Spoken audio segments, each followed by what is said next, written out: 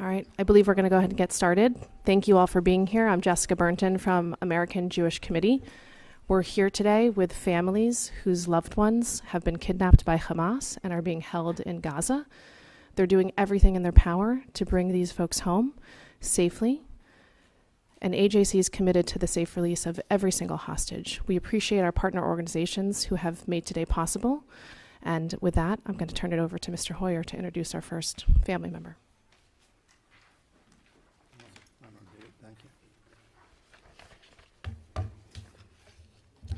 The taking of hostages is a crime. In international law, in the law of the United States, in the law of Israel, unfortunately, there is no law in Gaza. And so we are gathered here with families who have sustained a criminal act, taking people hostage, holding them hostage for ransom or for protection. These families have shown tremendous courage during this deeply traumatic time, as those who are being held captive have shown. These families of hostages are in great pain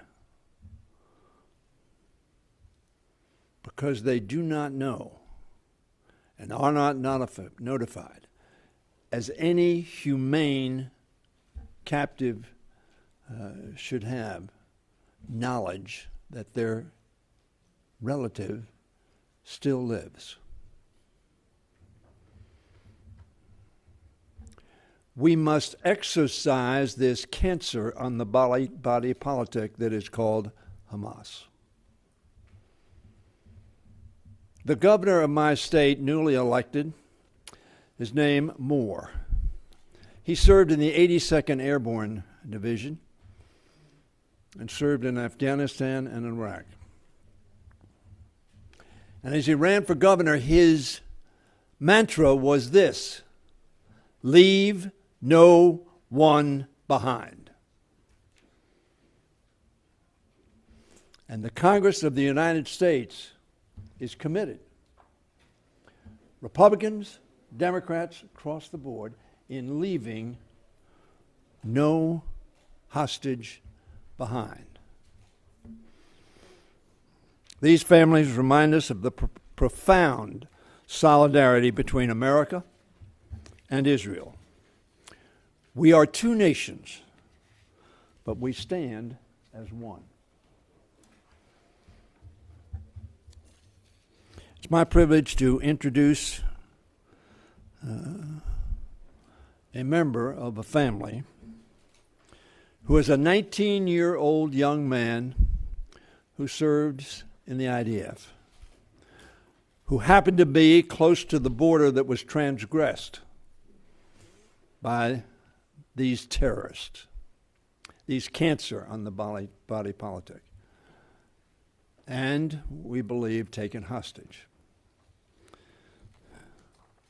It says here, it is my privilege to introduce. That's not true. It is my sad duty to introduce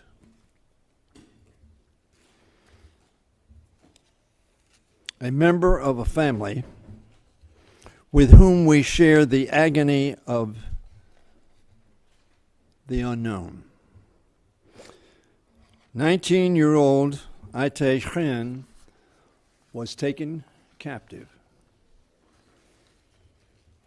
by an organization that believes that doing so is justified by their means, and their means are to kill Jews.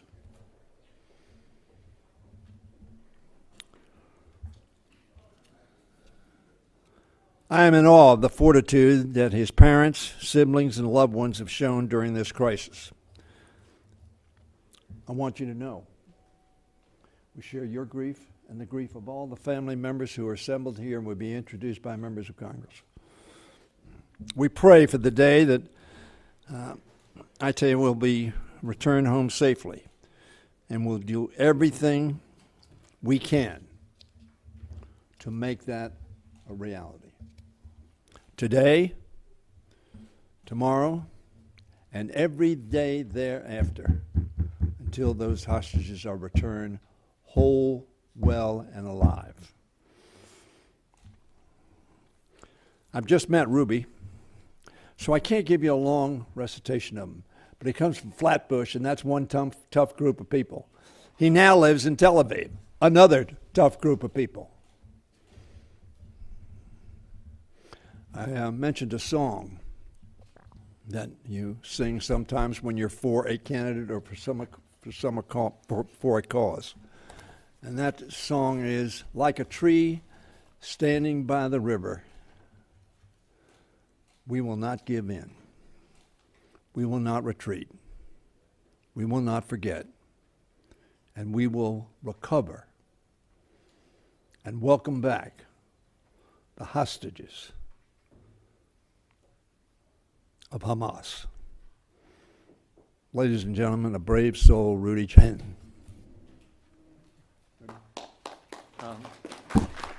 Congressman, if you could just, sure. 1 second. So before starting, we created, with the help of Brothers in All, which is a Israeli nonprofit organization, dog tags to remember every day, every second, who our kids are and that they're missing. The dog tag says, bring them back now.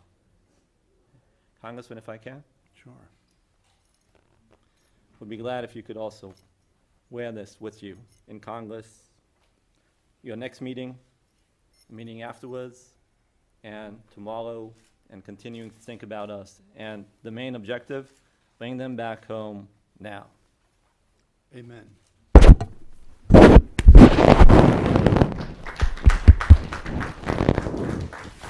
Thank you, Congressman. So I'd like to talk to you about my son, 19-year-old Itay Chen. Maybe I'll start by talking about a concept that I think everyone here understands, a concept called family. Okay? We now have become family.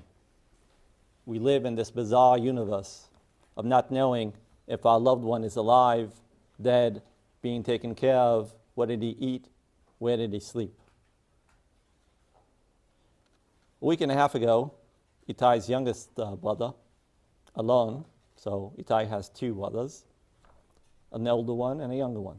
The younger one, alone, celebrated his bar mitzvah. If you know what bar mitzvah is, it's the Jewish ceremony where a young man becomes a man.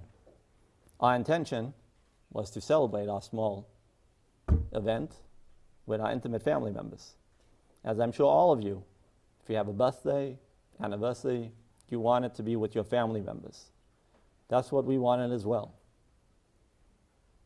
Think about that for a second.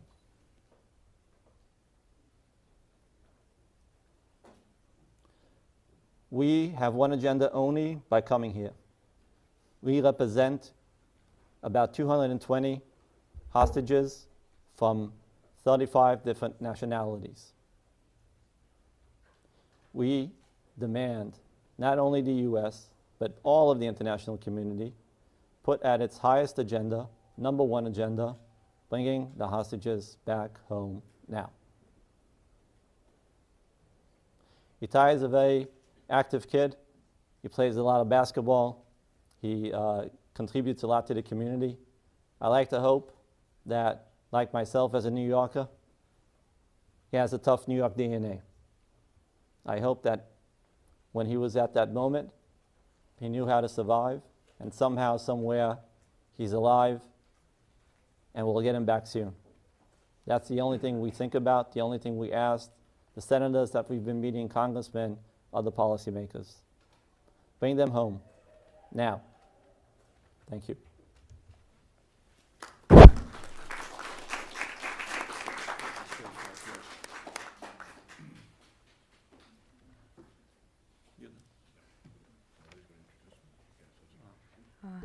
On behalf of Congressman Gregory Meeks, I wanted to next call up Jeffrey Yehuda Benin, who's the father of Liat Benin. She and her husband from kibbutz near Oz managed to contact the family before they were kidnapped, and they have not been heard from since. Thank you. Thank you for all being here today. I would like to add or add dimension to the specific circumstances of my daughter and son-in-law's apparent abduction. It needs to be understood clearly that the morning of these events, 150 armed commandos entered the kibbutz and were working from house to house. In several instances, were executing babies, were beheading babies, were killing people in their beds, and burning down houses and burning people alive in their safe rooms. Specifically for my grandson, who was holed up in his quarters, he managed to stay alive by hiding in the safe room, only by his ability to hold the handle of the door closed. And what was between him and a most certain death was 2 inches of a door. Fortunately, the terrorists gave up at some point, ransacked his room, set the room on fire, and left, leaving him behind. Further during the day, the Hamas terrorists got to my daughter's house and abducted her and set the house on fire. They killed the dog. My son-in-law is part of the first response team. It seems apparent that very early on he was abducted into Gaza. No trace of him had been found. There were no traces of blood in the house. So the assumption is that he's been abducted to Gaza. In addition, after the initial attack and carnage that was done on kibbutz Nir Oz, dozens of civilians from Gaza streamed into the kibbutz and were looting every house, everything possible that wasn't tied down to the ground. They drove off with tractors. They just some kind of surreal circus going on there, as seen in the Hamas film clips that they published. My son-in-law was the manager of the agricultural garage. He was responsible for maintaining large agricultural equipment. And then, to make a long story short, he was a simple farmer doing his job. There's nothing extraordinary here. Although he was an accomplished artist. He was a very intelligent and bright young man. Enjoyed the work that he does in making the desert bloom in that area of the world. In addition to that, the terrorists who came to Nir Oz burned down the kibbutz factory. They have an internationally known paint factory, and there's nothing that remains of that kibbutz.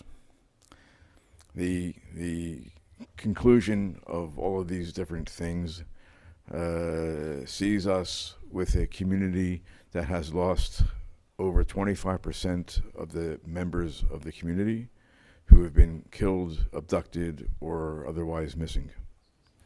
Following the events that happened in Nir Oz, the community was evacuated by the next day. The following day, the community was evacuated by the army to a hotel in the southern port city of Eilat, where they begin a long, hard process of repair, of dealing with the trauma, and of figuring out what to do with their futures, because it is entirely not clear, given what remains with the physical community of kibbutz Nir Oz.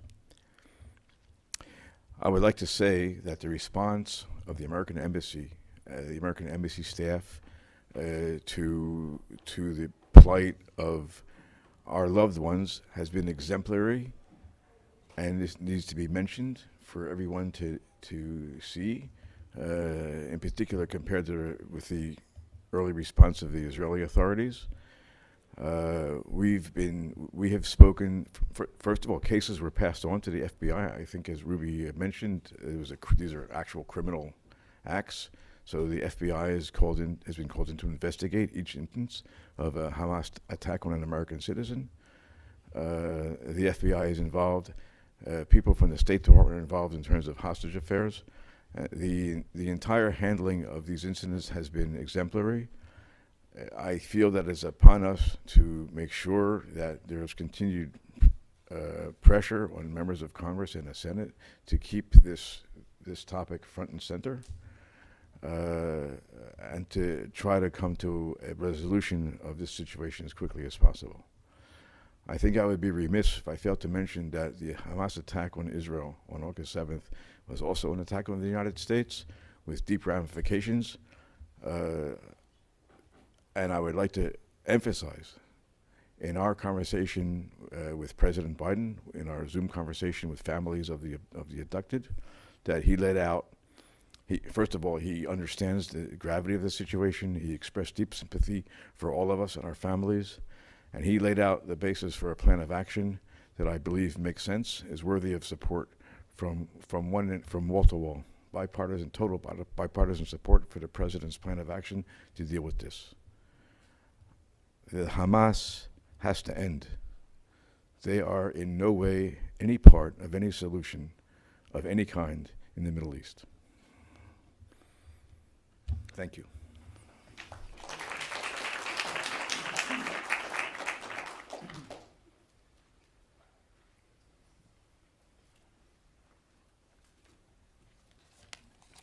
On October 7th, people living innocently and peacefully in the Jewish state were brutally attacked by a terrorist organization.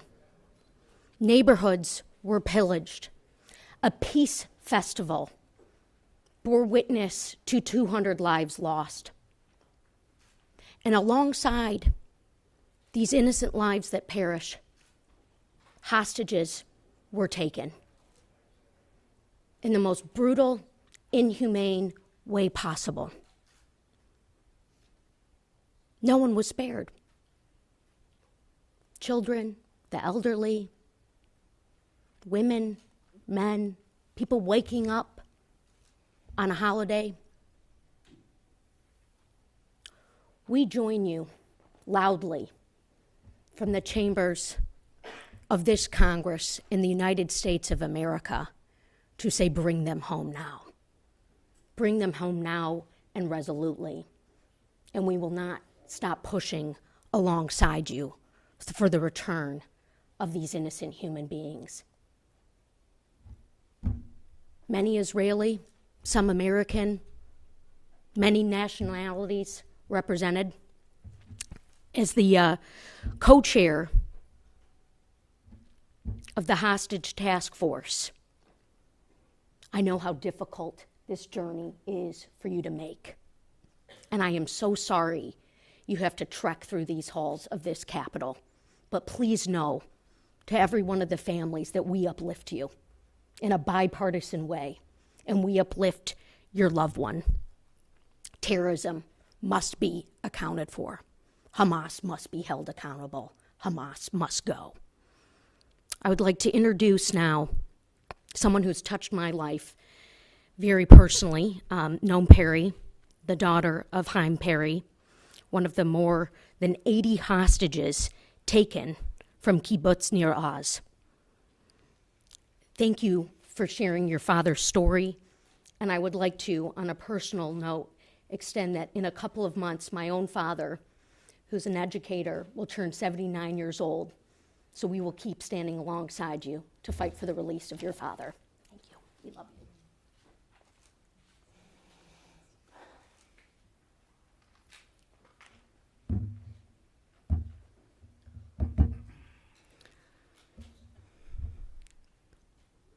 Hello, I'm Omer Perry. I'm the daughter of Haim Perry, who's abducted in Gaza. On October 7th, Saturday morning, 11:23 minutes in the morning, I got a text message from my mother saying, "Dad has been kidnapped by terrorists. I'm alone in the safe room. Can't talk." I never imagined in my life getting this message. And I'm sure you can't either. in the following hours after this message, the horrors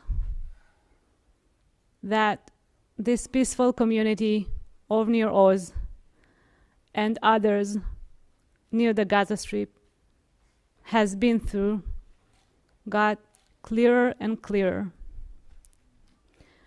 We now know dozens of terrorists has invaded Near Oz and for hours went house by house, butchering families, my friends, people I grew up with, their parents, burning houses, burning families alive. There are no words to emphasize these horrors.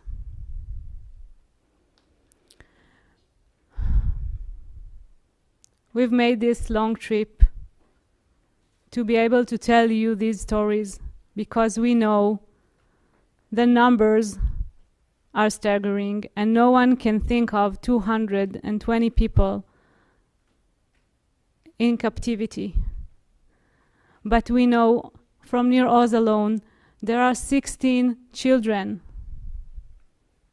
in Hamas captivity, some of them toddlers and even a nursing baby. We also know there are 25 elderly, like my father, who's 79. There are 25 elderly above the age of 75. No one of these people should held even a moment more. I've been here for the past 3 days, meeting members of the Congress and Senate, and we feel the overwhelming support and understanding and the willingness to take leadership on this humanitarian crisis and getting all hostages back. And I urge you, the people of the United States, to stand by your congressmen and senators and send them your support. The United States is the only one who can lead this international effort to make our loved ones come back safely. Thank you.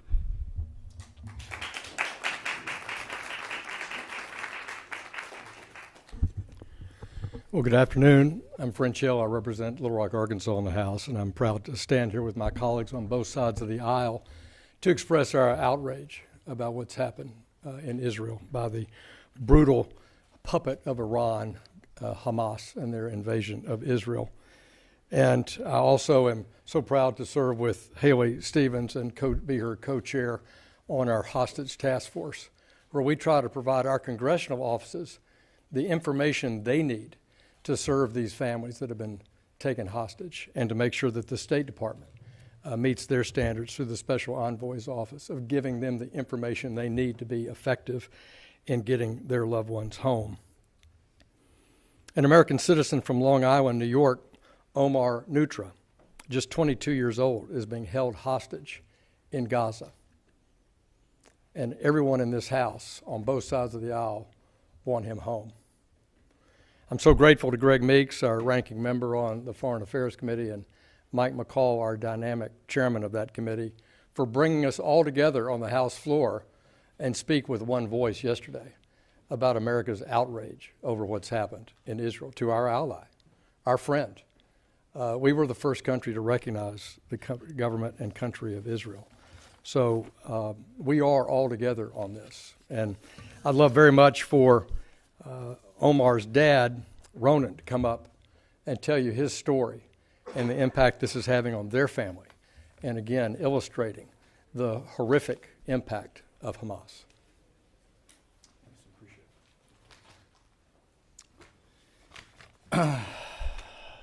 Just 4 families. We just represent 220. Large community. our new family that just became one on October 7. I'd like to tell you a little bit about our son.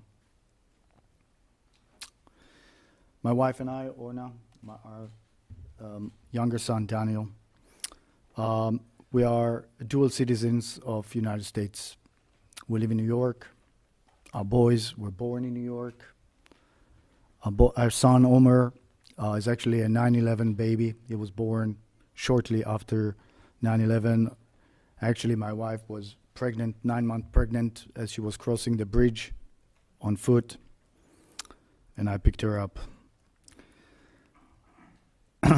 Omer grew up within the Jewish community on Long Island. He graduated Schechter School of Long Island. A great leader of his peers, a huge sports fan. NBA and NFL are in his blood.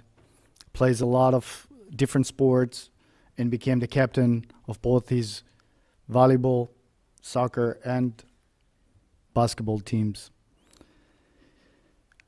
He started to be active also in a youth group and shortly became the regional president of UGA in the New York area. When he finished school, he was accepted to Binghamton University in upstate New York, but really wanted to connect to his roots and decided to take a gap year, deferred his studies, and went in and worked with his peers in a program in Israel to learn the different conflicts, try to reach understanding, support, and volunteer in different groups, worked with disability kids. And over there, he met his peers, his Israeli peers, where for them, going to the army is not an option.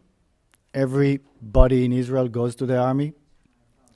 I myself, I was in the Air Force. My wife was also in the army. And then he came home very conflicted and said, you know, I can go to college or I can go to do whatever other Israeli is doing in Israel and joining the IDF. And I said, you know, Omer, it's your choice. And he decided that he can't stand by. Our families are coming with Holocaust backgrounds, survivors of the Holocaust in Europe. They were the founders of Israel and decided to come to Israel, build it, and he felt that it's his time to be there and give his share. So he became a lone soldier, drafted, became a tank commander. Pretty quickly they identified his leadership. And last time we talked to him was Friday night when he told us that they were working really hard.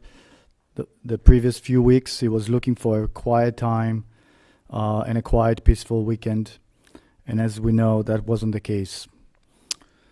A few days later, we were notified by the Israeli consulate. One of the worst things you can think about is that he's been captured and held hostage by Hamas. We know, Omer, that you are there and you're strong.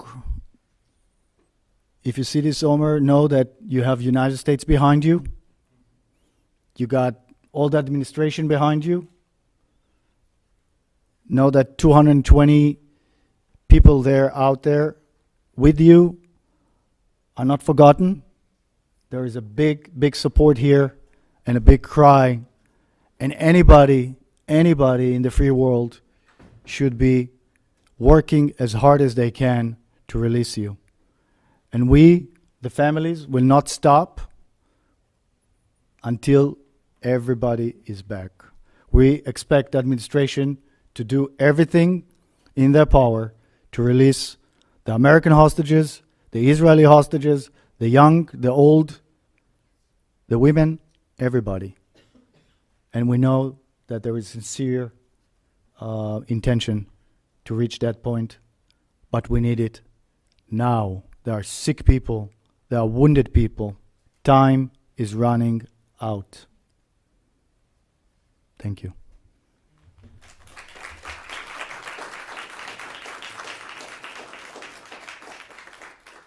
Thank you for sharing those powerful stories. I think we have time for about 2 or potentially 3 questions. If anybody does have a question, feel free to raise your hand. If you don't mind stating your name and outlet. My name is Laura Kelly. I am from the Hill. I think Mr. Jonathan was speaking before about President Biden had a plan. Is there anything you can say about that? I think that President,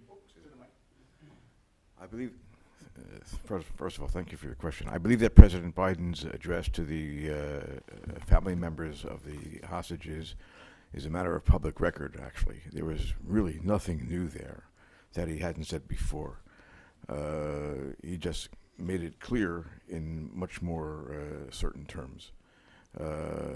His end game is a two-state solution at some point. In the meantime, is clear to the president that Hamas is not part of any solution that will lead to that end. So therefore, all the steps need to be taken in an appropriate manner that would eliminate Hamas from the forum or from the table altogether. I just want to add to that. So I think, we have one objective only, bring the hostages back home. Okay? All the other stuff could wait for another day. Something very basic, Red Cross, Doctors Without Borders are not allowed to get in. We don't even know if our loved one is alive or dead. You want to think about that for a second? Basic. Make it happen.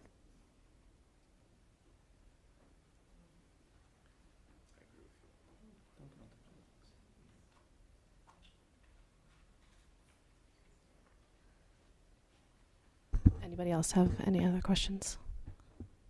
Okay. Anybody, any final words?